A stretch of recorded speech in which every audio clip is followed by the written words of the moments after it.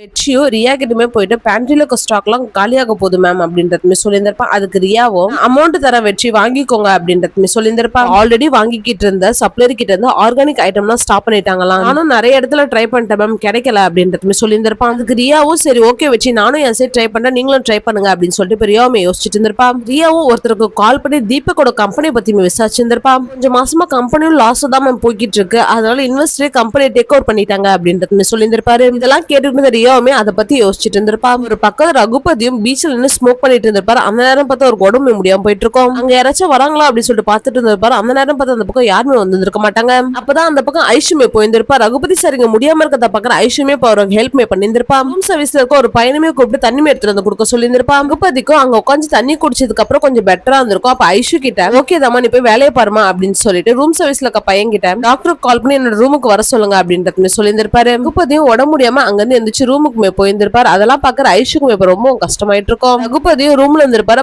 ஐஷுமே ரகுபதி பக்கத்துக்கு வந்திருப்பா. ஐஷு ரகுபதி கிட்ட இப்போ ஓகேவா அங்கிள் எப்படி இருக்கு உடம்பு, டாக்டர் என்ன சொன்னாரு அப்படின்றதுமே கேட்டிருந்திருப்பா. அதுக்கு ரகுபதியும் டாக்டர் இப்ப ரெஸ்ட் எடுக்க சொல்லிருக்காருமா, இப்போ ஓகே தாமா அப்படின்றதுமே சொல்லியிருந்திருப்பாரு. இந்த விஷயத்த பத்தி ரியா கிட்ட சொல்லாதமா, அவ ஆல்ரெடி ரொம்ப ஸ்ட்ரெஸ்டா இருக்கா. தீபக்குமே இப்ப ரெசார்ட்டுக்கு வந்திருக்காரு, அவர் மேல எனக்கு நம்பிக்கையே இல்லமா, நீங்க எல்லாருமே அவளை நல்லா பாத்துப்பீங்கன்னு எனக்கு தெரியுமா, ஆனா அவளுக்குன்னு ஒரு துணை வேணும் இல்லமா, ரியா தனியாயிடுவாளோன்னு பயமா இருக்குமா, இந்த ரெசார்ட் நல்லபடியா அவ கையில ஒப்படைச்சிடணுமா, இதாமா என்னோட ஆசை அப்படின்றதுமே சொல்லிட்டு இருந்திருப்பாரு. ரகுபதியும் ரியா நினைச்சு ரொம்ப ஃபீல் பண்ணிட்டு இருந்திருப்பாரு. இதெல்லாம் பாக்குற ஐஷுக்கும் இப்ப ரொம்ப கஷ்டமாயிட்டு இருக்கும். ரியாவும் தனியா பீச்சில் நின்னுட்டு இருந்திருப்பா. அப்ப தீபக் ரியா கிட்ட பேசுறதுக்கு போயிருந்திருப்பாரு. அப்ப ரியாவும் தீபக் கிட்ட ஏன் தீபக் நின்னு ஆபீஸ் போகாம இங்க இருக்க அப்படின்றதுமே கேட்டு இருந்திருப்பா. ஆபீஸ் போகணும் தான், உன்னையும் குழந்தையும் பாக்கணும்னு தோணுச்சு, அதான் இங்க வந்தேன், என் மேனேஜர் கிட்ட எல்லாத்தையுமே பேசிட்டேன், அவரு கொஞ்ச நாள் பாத்துப்பாரு அப்படின்றதுமே சொல்லிட்டு இருந்திருப்பான். ரியாவும் அப்படியா, நானும் மேனேஜர் கிட்ட பேசினேன், ப்ராப்பர்ட்டிஸ்ல 50% பிசினஸ் ப்ராஃபிட்ஸ் எல்லாத்தையுமே இன்வெஸ்டர் டேக் ஓவர் பண்ணிட்டாங்கன்றத சொன்னாரு அப்படின்றதுமே சொல்லியிருந்திருப்பா. தீபக்கும் கொஞ்சம் யோசிச்சுட்டு ஆமா எல்லாமே போயிடுச்சு, அதுக்கு என்ன இப்போ, உன்னதானே கல்யாணம் பண்ணிருக்கேன், அவ்வளவு பெரிய கம்பெனி ரன் பண்ண தெரிஞ்ச எனக்கு இந்த ரெசார்ட்டை ரன் பண்ண தெரியாதா அப்படின்றதுமே கேட்டிருந்திருப்பான். உங்க அப்பாக்கும் உடம்பு சரியில்லை, உனக்கும் அந்த ரெசார்ட்டை பாத்துக்க தெரியாது, என் புள்ளதானே உங்க வயித்துல வளர்றான், அவன் தானே ஃபியூச்சர் இந்த ரெசார்ட்டை பாத்துப்பா, ஏன் எனக்கு இதுல உரிமை இல்லையா அப்படின்றதுமே கேட்டுட்டு இருந்திருப்பான். வயித்துல குழந்தைய வச்சுட்டு உன்னால எப்படி இந்த ரெசார்ட்ல மேனேஜ் பண்ண முடியும் அப்படின்றதுமே கேட்டிருந்திருப்பான். இதெல்லாம் கேட்டுட்டு ரியாவும் இப்ப கடுப்பாயிட்டு இருப்பான். தீபக்கை பார்த்து உங்ககிட்ட எதுவும் இல்லன்றதுனால இப்ப இந்த ரெசார்ட்டுக்கு வந்திருக்க, கிட்ட பேசுறதுலாம் வேஸ்ட் தீபக், நான் டிவோர்ஸ் கேஸை வாபஸ் வாங்க மாட்டேன், ஒழுங்கா இந்த ரெசார்ட் விட்டு வெளியே போயிடு, மூஞ்சிலே முழிக்காத அப்படின்றதுமே சொல்லியிருந்திருப்பான். இங்க இருந்து நீயே வெளியே போறியா இல்ல ராஜனை கூப்பிடுவா அப்படின்னு சொல்லிட்டு ராஜனுக்குமே கால் பண்ண போயிருந்திருப்பான்.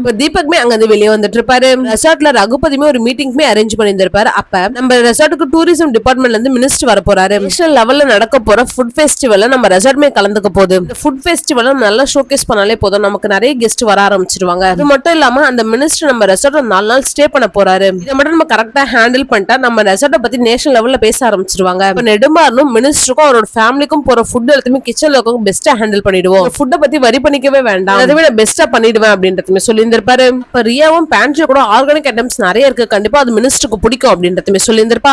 அதையும் முன்ன விட இப்ப எல்லாருமே கேர்ஃபுல்லா வேலை பாருங்க அப்படின்றதுமே சொல்லிட்டு இருந்திருப்பாரு. இப்ப நெடுமானம் எங்க சைடுல எந்த ஒரு தப்புமே நடக்காது அப்படின்னு சொல்லி ரொம்ப கான்பிடென்டா சொல்லிட்டு இருந்திருப்பாரு. பிரியாவும் ரெசார்ட்ல ஏதாச்சும் குழப்பம் பண்ணணும்னு ட்ரை பண்ணிட்டே இருந்திருப்பா. அது எல்லாமே சொதப்பலாவே போயிட்டு இருந்திருக்கும். கரெக்டா இந்த மினிஸ்டர் வர டைமா பார்த்து நம்ம ஏதாச்சும் பண்ணணும், அப்பதான் நம்ம பிளான் எக்ஸிக்யூட் ஆகும் அப்படின்னு சொல்லிட்டு பிரியாவுமே ஒரு பக்கம் பெரிய பிளானா போட்டுட்டு இருந்திருப்பா. அதனால மினிஸ்டர் வராருன்றதுனால நெடுமானும் ஜானும் கிச்சன்ல டிஸ்கஸ் பண்ணிட்டு இருந்திருப்பாங்க. அப்ப கரண்ட் சப்ளை ரொம்ப பிளக்சுவேஷன் ஆயிட்டு இருந்திருக்கும். அதை பாக்குற நெடுமானும் இது என்னன்னு பாக்க சொல்லுங்க அப்படின்றதுமே சொல்லியிருந்திருப்பாரு. நானும் மெயின்டெனன்ஸ் டீம் கிட்ட இதை பத்தி இன்ஃபார்ம் பண்றேன் அப்படின்னு சொல்லிட்டு பேசிட்டு இருந்திருப்பாரு. அந்த நேரம் பார்த்து கிச்சன்ல இருக்க எல்லா லைன்லயுமே ஷார்ட் சர்க்யூட்டுமே ஆயிட்டு இருக்கும். நானும் நெடுமானும் கிச்சன்ல இருக்கப்பதான் இந்த சம்பவமும் நடந்திருக்கும். இதெல்லாம் பாக்குற நெடுமானு பயங்கரமா கடுப்பாயிட்டு இருப்பாரு. கிச்சன்ல இருந்த எலக்ட்ரானிக்ஸ் ஐட்டம் எல்லாமே எரிஞ்சு போயிட்டு இருக்கும். அதெல்லாம் பாக்குற நெடுமானு ரொம்ப கஷ்டமாயிட்டு இருக்கும். மெயின்டெனன்ஸ் டீமுமே கூப்பிட்டு இது சரி பண்றதுக்கு எவ்வளவு நாள் ஆகும் அப்படின்றதுமே கேட்டுட்டு இருந்திருப்பாரு. கிச்சன்ல இருக்க ஃபுல் ஒயரிங்குமே போயிடுச்சு, அது ஃபுல்லா மாத்ததுக்கு எப்படி 5-6 நாள் ஆயிடும் அப்படின்றதுமே சொல்லியிருந்திருப்பாங்க.